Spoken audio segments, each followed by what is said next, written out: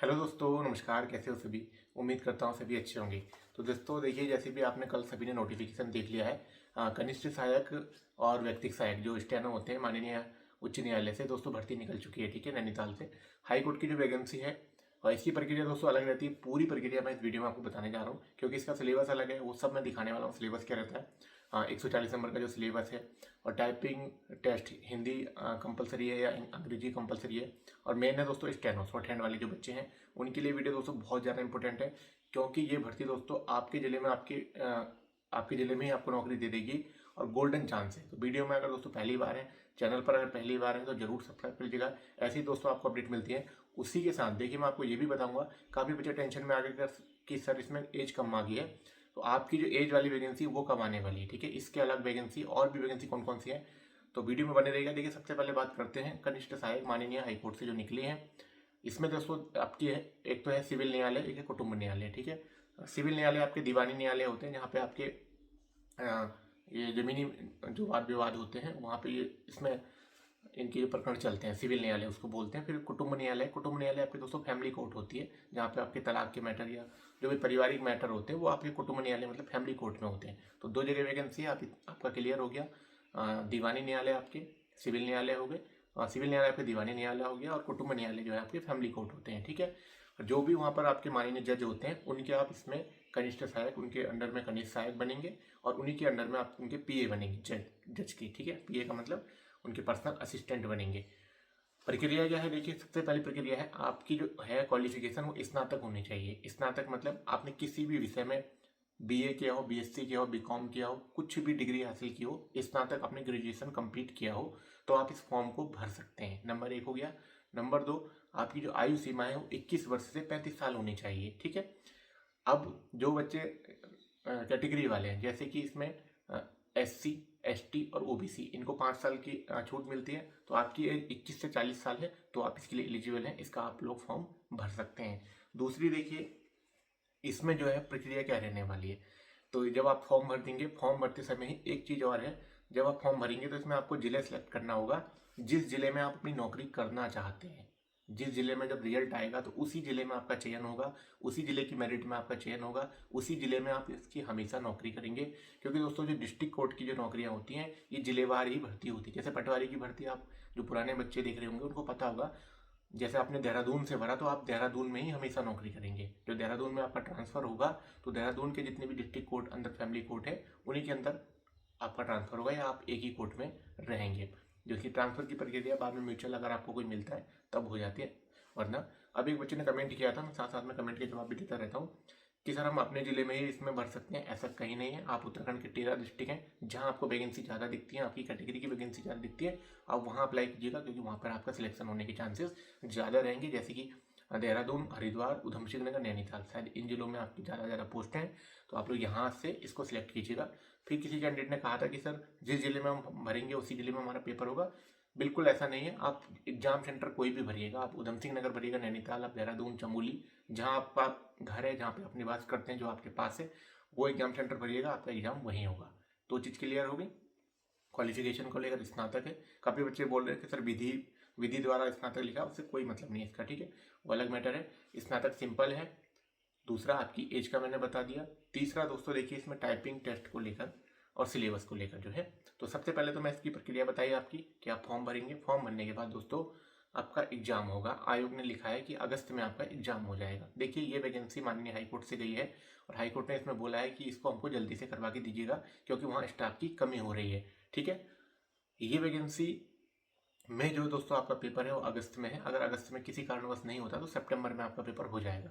ठीक है, क्योंकि देखिए इसमें जो फॉर्म ज़्यादा पड़े जाएंगे उसका एक कारण है कनिष्ठ सहायक। कनिष्ठ सहायक में दोस्तों लगभग और क्वालिफिकेशन इसकी स्नातक है तो फिर भी मान के चलेगा, जैसे वीडियो पटवारी का पेपर में 1 से 1.5 लाख फॉर्म भरे गए थे, लगभग 130 के आसपास भरे गए थे, तो आप 80 से 90 हज़ार फॉर्म इसमें मान के चलिएगा। तो इस वजह से मैं कह रहा हूँ कि सितंबर में पेपर हो सकता है।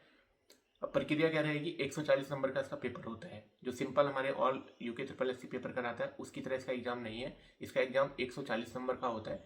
यहाँ पर मैं किनारे में कहीं सिलेबस लगा दूंगा पुराने वाली भर्ती का। ठीक है, तो इस बार भी वही रहेगा क्योंकि कुछ बदलाव वो नहीं हुआ है। तो इसमें 70 नंबर की दो चीज़ों में डिवाइड कर रखा है उन्होंने। एक तरफ है आपका सामान्य ज्ञान और उत्तराखंड, ठीक है, 70 नंबर का। और 70 नंबर का जो दूसरा पोर्शन रहेगा उसमें आपकी हिंदी और अदर जीके और रीजनिंग, ठीक है, मैंने ये नोट कर लिया था, ठीक है। इसमें भूगोल, अर्थशास्त्र और करंट अफेयर वगैरह ये चीज़ें आपकी रहेंगी। तो टफ नहीं है। एक बच्चे का कमेंट यहाँ पे मैं ले लिया है कि सर मैथ्स आएगी, तो मैथ्स नहीं आएगी, रीजनिंग आएगी इसकी जगह, ठीक है। तो ये 140 नंबर का पेपर है। उसके बाद दोस्तों आपकी कट ऑफ बनेगी, उसके बाद आपका रिजल्ट आएगा। हाँ, यहीं पे एक चीज़ और क्लियर करके चल रहा हूँ कि काफ़ी बच्चों ने कहा था कि सर ये एक ही दिन होगा, तो आपका मात्र अभी पेपर होगा। पेपर मतलब रिटन एग्जाम ऑप्शनल वाला 140 नंबर का, ठीक है। ये आपका पेपर होगा, टाइपिंग टेस्ट बाद में होगा, ठीक है। ये क्लियर हो गया यहाँ पे।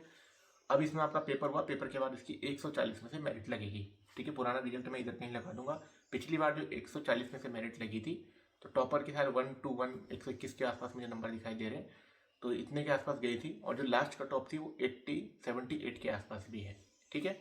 तो ये मेरिट में जब आपका चयन होगा तो आपको टाइपिंग टेस्ट और स्टेनो टेस्ट के लिए बुलाया जाएगा। क्लियर हो गया एक चीज़। आपका एग्जाम हुआ, सितंबर में आपका एग्जाम होता है या अगस्त में होता है, अक्टूबर नवंबर 2 महीने मान के चलिएगा। आयोग अगर इसको जल्दी ही कराएगा तो नवंबर में आपका रिजल्ट आ जाता है। अब नवंबर में आपका रिजल्ट आता है तो दिसंबर में आपको मान लीजिएगा टाइपिंग टेस्ट के लिए बुला लेंगे। सबसे कंपलसरी है इसमें हिंदी टाइपिंग, जो आपको 25 शब्द प्रति मिनट आएगी।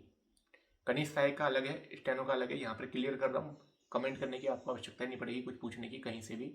सबसे पहले कनिष्ठ सहायक क्लियर कर लीजिएगा। कनिष्ठ सहायक में हिंदी की टाइपिंग मांगी है 25 शब्द प्रति मिनट, ठीक है। और इंग्लिश की टाइपिंग मांगी है 30 शब्द प्रति मिनट। अब काफ़ी बच्चे कह रहे हैं कि सर दोनों देनी कंपलसरी है। ऐसा नहीं है, लेकिन जो मैं आपको राय दे रहा हूँ कि मैं हमेशा आपको अच्छा बताता हूँ, हिंदी की भी सीखिए, इंग्लिश की भी सीखिएगा। जब दो बच्चों के नंबर बराबर होते हैं तो इंग्लिश वाले को वरीयता दी जाती है पहले। तो ज़्यादा टफ नहीं है, 25 की और 30 की स्पीड निकालना आराम से आप कर सकते हो। 10 मिनट में आपको 250 शब्द छापने हिंदी में और 10 ही मिनट में आपको 300 शब्द छापने इंग्लिश में। तो ये आपकी हो गई हिंदी की और इंग्लिश की स्पीड। हिंदी का जो फॉन्ट रहेगा मंगल फॉन्ट नहीं रहेगा, काफ़ी बच्चों ने कमेंट किया। ऐसे ही बच्चों ने एपीएस के समय भी कंफ्यूज कर दिया था। कुर्ती देव 10, ठीक है, कुर्ती देव 10 में आप टाइपिंग सीखिएगा हिंदी की, और इंग्लिश की आप किसी भी फॉन्ट पर सीख लीजिएगा, टाइम्स का सीख लिया, ठीक है। अब आती है स्टेनो की बारी, ठीक है। स्टेनो में जो मांगा है दोस्तों, हिंदी की स्पीड मांगी है उन्होंने टाइपिंग की 25 शब्द प्रति मिनट की, ठीक है, 250 शब्द छापने 10 मिनट में। और इंग्लिश की टाइपिंग मांगी 35 शब्द प्रति मिनट, और 350 शब्द आपको 10 मिनट में छापने। ये हो गया। उसके बाद 80 शब्द प्रति मिनट आपकी स्टेनोग्राफी मांगी है हिंदी की, और इंग्लिश की भी मांगी है 80 शब्द प्रति मिनट। अब देखिए इसमें अंतर क्या है। सबसे पहले जब आपका रिटर्न एग्जाम का रिजल्ट आएगा तो आपको टाइपिंग टेस्ट के लिए बुलाया जाएगा। सबसे फर्स्ट दिन वो बच्चे बुलाए जाएंगे जिन्होंने कनिष्ठ सहायक भरा होगा, जिनका सिर्फ टाइपिंग के लिए आया होगा। तो पहले उनकी टाइपिंग हो जाएगी 1 दिन में या 2 दिन में, 3 दिन में, जब भी होगी, ठीक है। उसके बाद आएगी शॉर्ट हैंड वाले बच्चों की बारी, स्टेनो वालों की बच्चों की बारी। स्टेनो के पहले टाइपिंग होगी हिंदी इंग्लिश की, फिर स्टेनोग्राफी का टेस्ट होगा उसी दिन, ठीक है। तो पहले हिंदी शॉर्ट हैंड होगी, फिर अंग्रेजी शॉर्ट हैंड। अब काफ़ी बच्चों ने कहा कि सर अंग्रेजी शॉर्ट हैंड मैंडेटरी है। ऐसा कुछ नहीं है। सबसे पहले आपको हिंदी टाइपिंग पास करनी अनिवार्य है, इंग्लिश टाइपिंग आपकी ऑप्शनल है, वो आप कर सकते हो अपने सिलेक्शन के लिए, ठीक है। उसके बाद हिंदी शॉर्ट हैंड अनिवार्य है और इंग्लिश शॉर्ट हैंड ऑप्शनल है। तो कहने का मतलब अनिवार्य जो है आपकी हिंदी शॉर्ट हैंड ही है और हिंदी टाइपिंग ही है।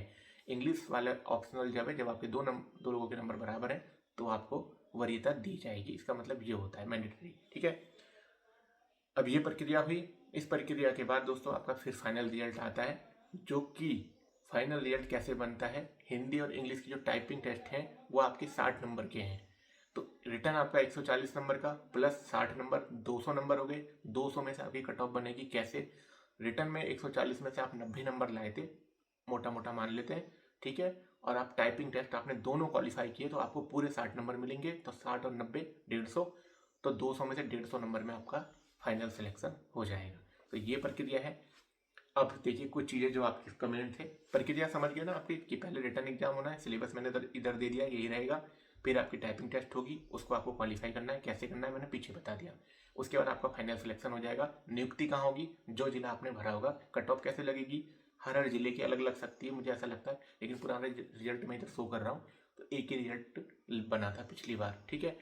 अब शायद इस बार मुझे लगता है कि बननी चाहिए, क्योंकि पटवारी की कट ऑफ जिलेवार ही बनेगी, ठीक है। नेक्स्ट देखिए जो आपके सवाल मैंने लिए हैं, हाँ, काफ़ी बच्चों ने कहा था कि सर शॉर्ट हैंड का कितने का पैराग्राफ होता है, तो 400 शब्दों का पैराग्राफ रहेगा जो कि 5 मिनट में बोला जाता है 80 शब्द प्रति मिनट से। ठीक है, अब मैं आपके क्वेश्चन जो मैंने लिए फटाफट हम उन चीज़ों को क्लियर कर देता हूँ। देखिए, सबसे पहले था आपका कि सर इसमें कंप्यूटर का सर्टिफिकेट मांगा है, तो कंप्यूटर का सर्टिफिकेट नहीं मांगा है, आप नॉर्मल भर सकते हैं। ट्रिपल सी का सर्टिफिकेट मांगा है, नहीं मांगा है, आप फॉर्म भर सकते हैं। कनिष्ठ सहायक के लिए, कनिष्ठ सहायक में शॉर्ट हैंड नहीं होती है, कनिष्ठ सहायक में मात्र आप टाइपिंग करोगे, आप बाबू बन जाओगे कोर्ट में। ठीक है, दूसरा है कि सर टाइपिंग कौन से फॉन्ट पे होगी, तो टाइपिंग दोस्तों आपकी होगी कुर्तीदेव 10 फॉन्ट पे। ठीक है, उसके बाद किस जिले से फॉर्म भरें, तो दोस्तों जो आपको ठीक लग रहा है, आपकी कैटेगरी, आपके पदों की संख्या के हिसाब से आप उस जिले से फॉर्म भरिएगा।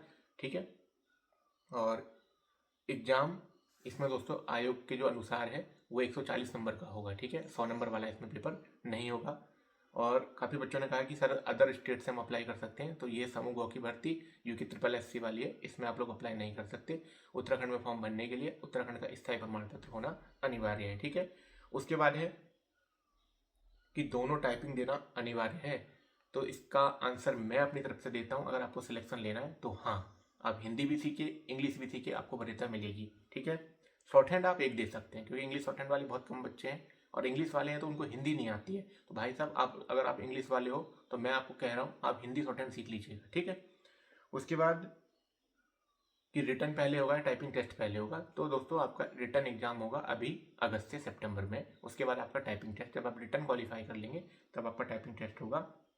हाँ, देखिए, अब जो बच्चे डिमोटिवेट हुए हैं कि सर इसमें आयु 18 से 42 साल क्यों नहीं मांगी, मैं आपको एक गुड न्यूज़ देता हूँ। देखिए, ये माननीय हाईकोर्ट की नियमावली है, ये अलग है। ठीक है, यहाँ पर भर्ती का देखिए सिलेबस भी अलग है और क्वालिफिकेशन भी अलग है। अब देखिए, जो बच्चे 18 से 42 साल वाले हैं जो इस फॉर्म को नहीं भर पाएंगे, उनके लिए भी गोल्डन चांस आने वाला है। 600 पदों पर लगभग वैकेंसी निकलेगी आपकी कनिष्ठ सहायक की अगले ही महीने, और व्यक्तिक सहायक स्टेनो की अगले ही महीने 120 पदों के आसपास। तो वो 800 पद वो निकलने वाले हैं जिसमें आपकी आयु मांगेंगे 18 से 42 साल, और एज मांग, हाँ, एज आपकी 18 से 42 साल। जो कैटेगरी वाले हैं उसमें आप +5 कर दो तो 47 साल, और क्वालिफिकेशन मात्र आपकी 12th पास। तो वो भर्ती आपका इंतजार कर रही है, वो कहीं नहीं गई है, वो अलग से आएगी। काफ़ी बच्चे कहते हैं सर हम तो रह गए, आप कहीं नहीं रहे हो। आप 12 पास वाले हो, 18 से 42 साल वाले हो, जुलाई में वैकेंसी निकल जाएगी। मात्र 100 नंबर का पेपर होगा, उसमें उत्तराखंड जी के, हिंदी, अदर जी के 100 नंबर की आती है। कट ऑफ दोस्तों वही 70, 75, 72, 68 तक भी सिलेक्शन हो जाता है। उसमें टाइपिंग की स्पीड 15 से 16 की मांगते हैं, कुर्सीदेव 10 पे टाइपिंग होती है, 4000 की डिप्रेशन मांगते हैं। कोई दिक्कत नहीं है, टाइपिंग बच्चे आराम से पास कर लेते हैं। स्टेनो दोस्तों उसमें हिंदी की होती है, और ऑल डिपार्टमेंट होती है, उसमें आप जिला नहीं भर सकते, उसमें आपको आयोग ही ज्वाइनिंग देगा। जब वरीयता आप भरते हैं कि आपको कौन से डिपार्टमेंट में जाना है, उसका हाई कोर्ट से कोई लेना देना नहीं होता है उन भर्तियों से। तो वो भर्ती आपकी अलग है। ठीक है, तो लगभग वो भी आपको 600-700 पदों पर मिलेगी, तो वो आपके लिए बस 1 महीने का वेट कीजिएगा, वो आ जाएगी। उसकी प्रक्रिया अलग है, ये माननीय हाईकोर्ट की वैकेंसी है दोस्तों। ठीक है, और काफ़ी बच्चे कह रहे हैं तो अगर बड़ी एग्जाम की तैयारी कर रहे हो तो RO आएगी, समीक्षा अधिकारी, सहायक समीक्षा अधिकारी। अभी सचिवालय में सिर्फ समीक्षा अधिकारी का ही अध्याचन पहुंचा है, तो वो वैकेंसी आएगी। लोअर PCS, अपर PCS तो आती है हर बार, और इस बार स्नातक स्तरीय भर्ती भी दोस्तों आपको अच्छी खासी देखने को मिलेगी। ठीक है, तो दोस्तों ये तो था आपका माननीय हाईकोर्ट से जो भर्ती निकली है। अब काफ़ी बच्चे कहते हैं कि सर आपका ऑनलाइन बैच चलता है, उससे हम कैसे जुड़ सकते हैं। देखिए, जो हमारी तैयारी चल रही है, जो पुराना बैच है, अभी 300 पदों पर जो स्टेनो की वैकेंसी क्लियर हुई है, लगभग हमारे 50 से 52 कैंडिडेट उसमें लगे थे, और हम लोग उन कैंडिडेट को लेते हैं जिनकी स्पीड 60 से ऊपर होती है, और उनकी प्रॉपर तैयारी कराते हैं। 2 टाइम हमारी क्लास चलती है। जुड़ने के लिए मैं अभी आपको कॉन्टैक्ट डिटेल दे दूंगा। काफ़ी बच्चों का ये सवाल है कि सर हम शॉर्ट हैंड कैसे सीखें और कब तक सीख सकते हैं। देखिए, 2 तरीके हैं शॉर्ट हैंड सीखने के, एक आपका ऑनलाइन है, एक ऑफलाइन है। सबसे मेन है समय सीमा।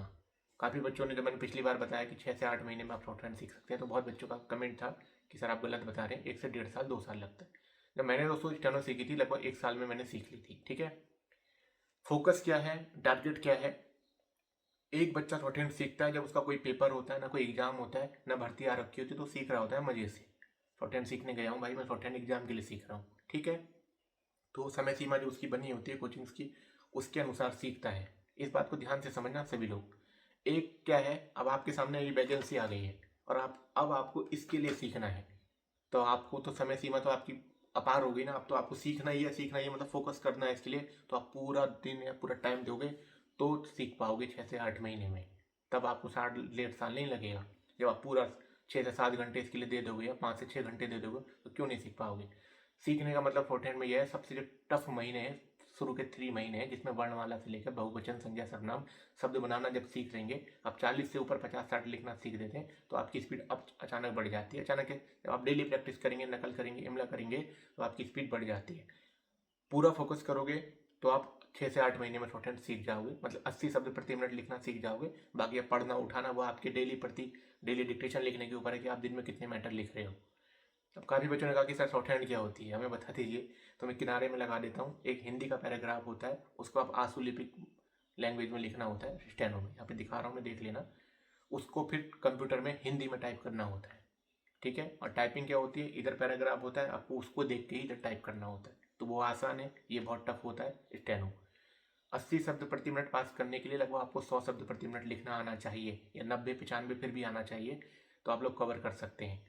तो जो बच्चे कह रहे हैं कि सर हम ऑनलाइन सीख लें, तो ऑनलाइन शुरू में मैं तो हर बच्चे को मना कर देता हूँ, आप ऑफलाइन ही सीखिएगा। शुरू में बेसिक अपना मजबूत बना के चलिएगा, जैसे जीके जीएस का बेसिक मजबूत बनाते हैं वैसे ही वर्णमाला सीखते हैं।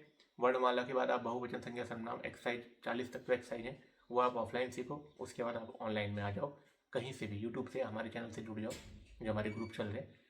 और बस इतना ही है शॉर्ट हैंड के बारे में, और बहुत गोल्डन चांस है अगर आप अभी से सीखोगे। काफ़ी बच्चों ने कहा था कि सर जैसे जून चल रहा है ना, जून, जुलाई, अगस्त, सितंबर, नवंबर, दिसंबर, इसका अगर शॉर्ट हैंड का एग्जाम दिसंबर में भी होता है तो पूरे 6 महीने हैं, लेकिन आपको 6 महीने में कवर करने के लिए 6 से 7 घंटे देने पड़ेंगे।